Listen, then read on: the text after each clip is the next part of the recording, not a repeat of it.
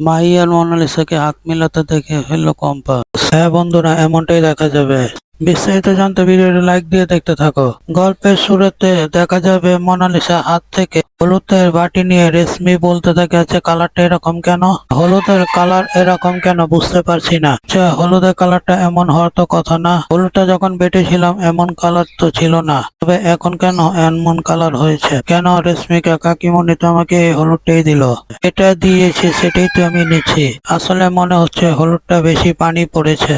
এটাই তো বেহানের গায়ে মাখানো হলো। বেহানের গায়ে মাখানো হয়েছিল, এটাই নিয়ে যাও। এরপর দেখা যাবে রেশমিকা হলুদটা নিয়ে গিয়ে মেঘমালা হাতে দেয়। মেঘমালা বলতে থাকে, আমি আগে কম্পাসকে হলুদ মাখিয়ে দেব। এরপর দেখা যাবে একে একে কম্পাসকে হলুদ মাখাতে থাকে। তখনই পিসিমণি হলুদ মাখিয়ে দেয় আর বলতে থাকে, সত্যি আমাদের বেহানটা অনেক লক্ষ্মীমন্ত বউ পেয়েছে। এরপর কম্পাস বেহানের সাথে মুহূর্ত কাটানো স্মৃতিগুলো ভাবতে থাকে আর বলতে থাকে, আমাদের সারাটা জীবন যদি এভাবে কেটে যেত। আমি তোমাকে বলে বোঝাতে পারছি না বে, আমি তো চাই তুমি আমি একসঙ্গে এভাবে জড়িয়ে থাকি, কখনো যেন আমরা আলাদা না হই। এরপর দেখা যাবে সবাই মিলে হলুদ মাখামাখি করতে থাকে আর খেলতে থাকে। এরপর দেখা যাবে আড়ালে দাঁড়িয়ে থাকে মাহি আর মোনালিসা। তখন মোনালিসাকে মাহি বলতে থাকে, মনাদি তুমি কিভাবে সহ্য করছো? এভাবে কি সহ্য করা যায়? এদিকে দেখা যাবে কম্পাসকে গোসল করানো শুরু হয়। তখন রেশমিকা বলে, ছোট বৌদি তোমাকে জাস্ট ভালো লাগছে, তোমাকে দেখার মতন লাগছে, তোমাকে দেখে এতটা ভালো লাগছে তোমাকে বলে বোঝাতে পারবো না। তখনই মাই বলতে থাকে, যত আদিক্ষেতা, এসব আদিক্ষেতা আমি আর নিতে পারছি না। মনাদি তুমি এসব কেন দেখছো? বলো তো, তোমার তো এসব দেখা একদম ঠিক হচ্ছে না। আমার মনে হয় না তোমাকে এদিক থাকাটা ঠিক হচ্ছে, চলো তো আমরা ওদিকে যাই। তখনই মোনালিসা বলে, কেন মাহি এমন করে কেন বলছো? আমি তো সবটা মেনে নিয়েছি, এটা আমার ভাগ্যে ছিল, সেটাই হয়েছে, এটা নিয়ে এতটা ভাবার তো কিছু নেই। এদিকে দেখা যাবে অকালে ঋতুজাকে বলতে থাকে, তুমি কেন বুঝতে পারছো না? তুমি এমনটা কেন করছো? এমন করে কেন নিজেকে সবার সামনে ছোট করছো? তুমি তো কম্পাসকে মেনে নিয়েছিলে, কম্পাসকে মেনে নিয়ে বিয়ানের সাথে নতুন করে বিয়ে দিচ্ছ। এখন যদি সে বিয়েতে তুমি উপস্থিত না থাকো তাহলে সবাই তো মন খারাপ করবে, তাই না? বিশেষ করে কম্পাস হয়তো ভাববে কম্পাসকে তুমি মেনে নিতে পারছো না, তারপরে তুমি ওখানে যাচ্ছ না। তুমি এমনটা জিনিস করো না। তুমি যার জন্য ঘরে বসে এক কোণে কাঁদছো, তোমার একা সন্তান আর সেগুলো আমারও সন্তান, আমিও কিন্তু ওকে জন্ম দিয়েছি, তাই আমারও কিন্তু কষ্ট হয়। তোমার কি মনে হয়নি যে আমার ছেলেটা হারিয়ে যাওয়ার পর থেকে সেই কষ্টটা সহ্য না পেরে আমি অপরাধ জগতে চলে গিয়েছিলাম? তখন এই কথা শুনে ঋতুজা বলতে থাকে, প্লিজ অখিলেশ, তুমি আমার ছেলেকে নিয়ে এরকম বাজে মন্তব্য করবে না। কারণ তুমি যেটা করেছিলে, আজকে আমার ছেলে যদি এখানে থাকতো আমার বিশ্বাস ও মেনে নিতে পারতো না, ও কিছুতেই মেনে নিত না। অখিলেশ বলে, তুমি যখন এটা শুনতে চাইছো না তখন আমি বলবো না, কিন্তু আমি তোমার কাছে রিকোয়েস্ট করছি, প্লিজ তুমি নিজেকে এভাবে ঘরবন্দি করে রেখে এভাবে চুপচাপ বসে থেকো না। ওখানে যাও, হলুদটা দেওয়া প্রায় শেষ হয়ে এসেছে, হলুদটা শেষ হয়ে গেলে আবার বিকেল বেলা বিয়ে। প্লিজ তুমি এখন কম্পাসের বেহানের পাশে দাও, ওদের সঙ্গে কথা বলো। এভাবে তুমি আড়ালে যদি থেকে যাও তবে তো ওরা কষ্ট পাবে, তাই না? এরপর দেখা যাবে ঋতুজা অখিলেশকে বলছে, তুমি যাও, আমি ছবিটা ধুয়ে আসছি। এরপর দেখা যাবে ঋতুজা ছবিটা জড়িয়ে কাঁদতে থাকে, বলতে থাকে, আজকে তুই কোথায় আছিস আমি জানি না। তখন দেখা যাবে ঋতুজার ঘরে প্রান্তিকের কণ্ঠস্বর ভেসে আসছে। ঋতুজা জানালার পাশে গিয়ে দেখতে পায় প্রান্তিক প্রাচীর টপকে প্রবেশ করছে। তখন ঋতুজা অবাক হয়ে যায়, বলতে থাকে, প্রান্তিক এভাবে প্রাচীর টপকে ঢুকছে কেন?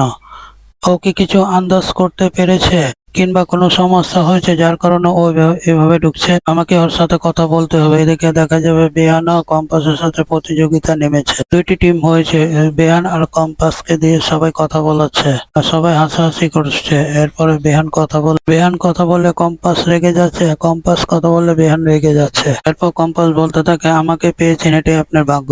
তখনই বেহান বলে, হ্যাঁ, আমার গায়ে হলুদ ছোঁয়ানো, হলুদ মেখে তোমার সুরতটা এত সুন্দর হয়েছে, তাই তো আমি ভাগ্যবতী, তাই না?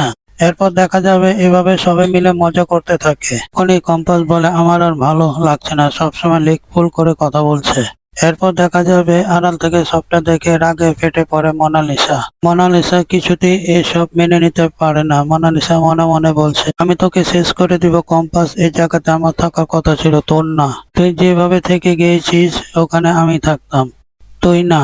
ঠিক তখনই পিসিমণি এসে অরিনকে বলতে থাকে, তুই নাকি বিয়ে করেছিস? তা তোর বউটা কোথা? শুনলাম তোর থেকে বয়সে অনেক বড়। বউটাকে দেখা দেখি এভাবে লুকিয়ে রেখেছিস কেন? দেখা যায় অরিন রেগে যায় আর বলে যে, যারা তোমাকে নিমন্ত্রণ করে নিয়ে এসেছে তাদেরকে বলো না। তাদেরকে বলো, দেখতে পারছো কোথাও আমার বউকে এখানে আসতে দেওয়া হয়েছে? ওরে কোনো রিচুয়ালে কে কোথাও রাখা হয়নি, ওকে তো কেউ মেনে নেয়নি, এই জন্য ওকে আসতে দিচ্ছে না। ওদের কোনোটাই অ্যাটেন্ড করতে দিচ্ছে না। দেখা যাবে সবাই অরিনের চিৎকার শুনে চুপ হয়ে যায়। এরপর দেখা যাবে সবাই অরিনের দিকে অবাক হয়ে তাকিয়ে থাকে। অরিন পিসিমণিকে অনেক রকম কথা বলতে থাকে। যারা তোমাকে এখানে নিমন্ত্রণ করে নিয়ে এসেছে তাদেরকে তুমি জিজ্ঞাসা করো, তারাই তোমাকে দেখিয়ে দেবে। আর আমাকে জিজ্ঞেস করছো কেন? আমাকে জিজ্ঞেস করে একটু সময় নষ্ট করবে না। এই বলে অরিন সেখান থেকে চলে যায়। পিসিমণিকে রুদ্র আর বেহানের পাশে বসায়। প্লিজ পিসিমণি, তুমি তো বিহানের বিয়ে খেতে এসেছো,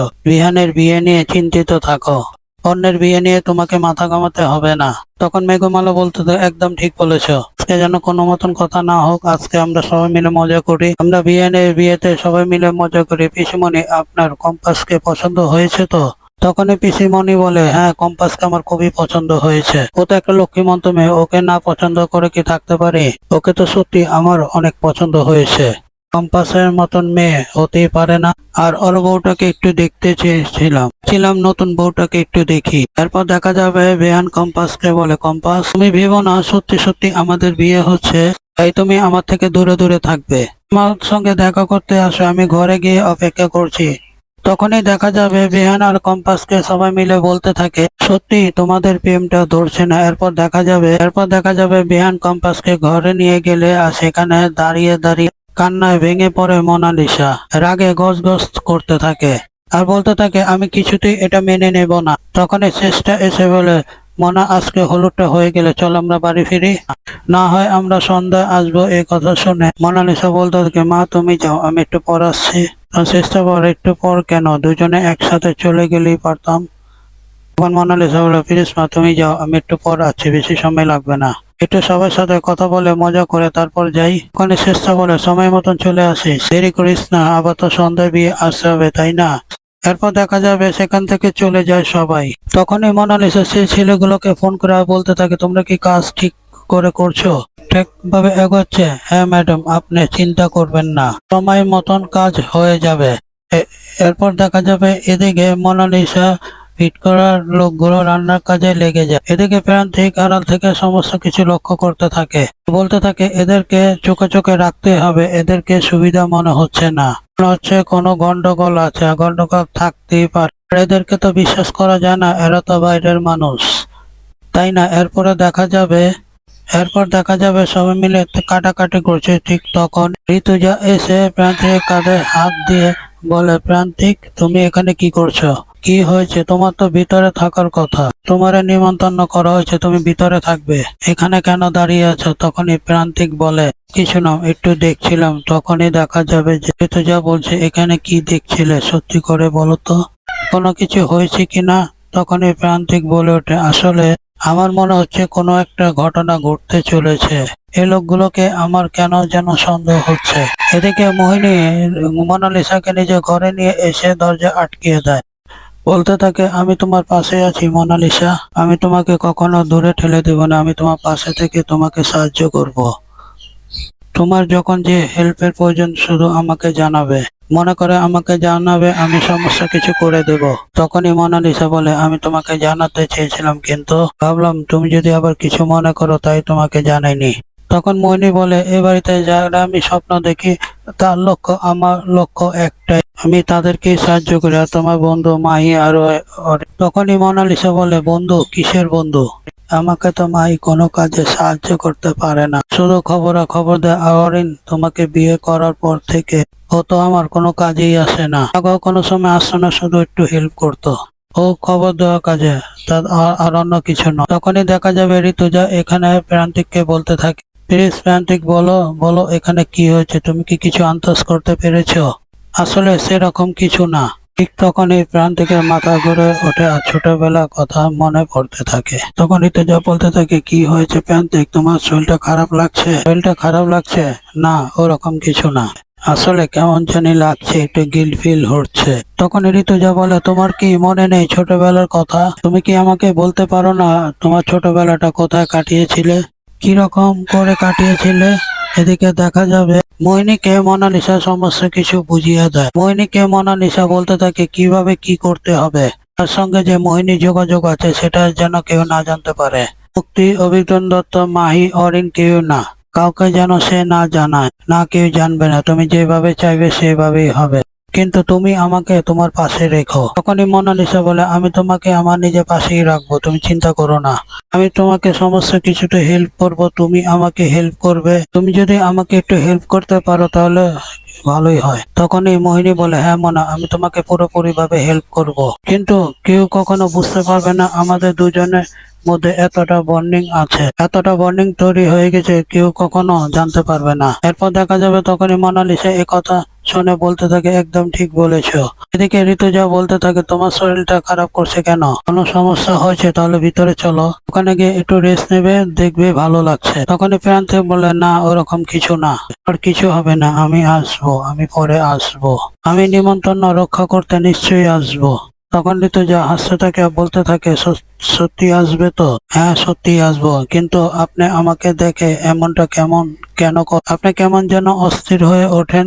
মানে এই কথা শুনে ঋতুজার মুখ বন্ধ হয়ে যায়, চুপ হয়ে যায় আর বলতে থাকে, তোমাকে দেখলে আমার নিজের ছেলের মতনই তো লাগে, তত সব একই বয়সে, তোমাকে দেখলে আমার মনে হয় আমার আরেকটি ছেলে। তখনই প্রান্তিক বলে, আমার তো মা নেই, আমার বাবা নেই, কেউ নেই, আমি তো অনাথ আশ্রমে বড় হয়েছি, তাই মায়ের ভালোবাসা কেমন বুঝতে পারি না। আপনার কাছে এলে কেমন যেন একটা অস্বস্তি লাগে, কেমন যেন একটা ফিল হয়। তখন ঋতুজা এ কথা শুনে অবাক হয়ে যায়।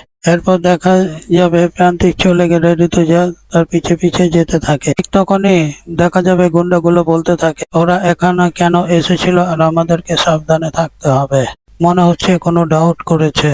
আমাদের ডাউট করতে দিলে হবে না, যতক্ষণ তো আমাদের সময় মতো কাজটা না করছি, আমাদের এখানে কাজ করে যেতে হবে। এদিকে দেখা যাবে মোনালিসা মোহিনীকে সবকিছু বুঝিয়ে দেয়, বলতে থাকে, আমরা এভাবেই কাজ করব। তখন মনি বলে, আচ্ছা তুমি কম্পাসকে নিয়ে কিছু ভেবেছো, কিছু করতে চাচ্ছ? তখনই মোনালিসা এ কথা শুনে বলতে থাকে, সময় হলে সবটা জানতে পারবে, এখন এত কিছু জানার প্রয়োজন নেই। ঠিক আছে মনা, তুমি যেভাবে বলবা সেভাবেই হবে, চিন্তা করো না, আমি তোমার পাশে ছিলাম, পাশে থাকবো। আমি তোমাকে সবসময় বলতে চেয়েছি মনা, আমি তোমার পাশে থাকবো, সে সুযোগটা হয়ে ওঠেনি। এবার মোনালিসা বলতে থাকে, এবার তুই কম্পাস বুঝবি এই মোনালিসা দত্তের সাথে লাগা কি ফল হতে পারে। এদিকে দেখা যাবে কম্পাসকে বউ সাজিয়ে দিতে থাকে রেশমি আর মেঘমালা। অঞ্জনা বলতে থাকে, আমার মেয়েটাকে কি সুন্দর লাগছে, পুরো পুতুলের মতন। কম্পাস বলতে থাকে, মা তুমিও না কি বলো? তখনই দেখা যাবে অঞ্জনা বলছে, আমি একদম ঠিক বলছি, একদম ঠিক বলছি, তোকে দেখতে অনেক সুন্দর লাগছে। এরপর দেখা যাবে তখনই মেঘমালা বলতে থাকে, আন্টি দেখুন তো আপনার মেয়েকে সাজানো হয়েছে কিনা, নাকি কোনো কিছু বাত আছে? তখনই অঞ্জনা বলে, না মা, আমার মেয়েটা একদম পুতুলের মতন, আমার মেয়েকে আর কিছু দিতে হবে না, ওকে অনেক সুন্দর লাগছে, ওকে অনেক সুন্দর লাগছে, এই শাড়িটা ওকে ফুটিয়ে তুলেছে। তখনই দেখা যাবে চোখ থেকে কাজল দিয়ে কম্পাসকে দিয়ে বলতে থাকে, কারোর নজর যাতে না লাগে। এই বলে কম্পাসকে জড়িয়ে ধরে অঞ্জনা। খুশি হয়ে যায় কম্পাস সহ সবাই। আজকের এপিসোডটা এখানেই শেষ হলো। ভিডিওটা ভালো লাগলে অবশ্যই চ্যানেলটা এখনই লাইক দিয়ে সাবস্ক্রাইব করে আমাদের সঙ্গে থাকুন।